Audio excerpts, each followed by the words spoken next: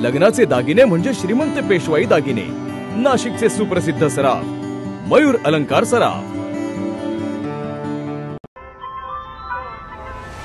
ताज्या बातम्यांसाठी नाशिक न्यूजच्या YouTube चॅनलला सबस्क्राइब करा आणि बेल आयकॉनला प्रेस करा।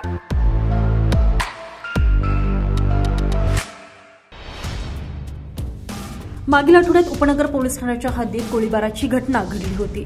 रहिवासी अपार्टमेंटमधील उज्जैनवाले यांच्या दिशेने गोळीबार करण्यात आलेला होता। घराच्या दिशेने बिअरच्या बाटल्या देखील भिरकावण्यात आलेल्या होत्या, तसेच घरातल्यांना जीवे ठार मारण्याची धमकी देण्यात आलेली होती। या प्रकरणी संशयिताविरोधात फिर्यादी बरखा अजय उज्जैनवाल यांच्या तक्रारीवरून गुन्हा दाखल करण्यात आलेला होता। उपनगर पोलिसांच्या गुंडाविरोधी पथकाने या संस्थेला अटक केलेली असून टक्कू उर्फ सनी पगारे याला गंगापूर गावातून सापळा रचत अटक करण्यात आलेली आहे। या गुन्ह्यातील संशयिताने गोळीबाराच्या घटनेनंतर घडलेल्या ठिकाणाहून पळ काढलेला होता। त्याच्यामागे पोलिसांचे पथक असताना गुंडाविरोधी पथकाचे प्रभारी पोलीस निरीक्षक ज्ञानेश्वर मोहिते यांनी त्याचा माग काढून त्याला गंगापूर गावातून अटक केलेली आहे।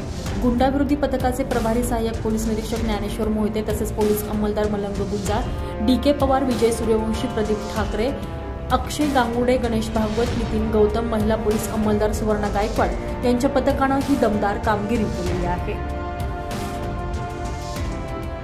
तुषार ढेपले, नाशिक न्यूज, नाशिक।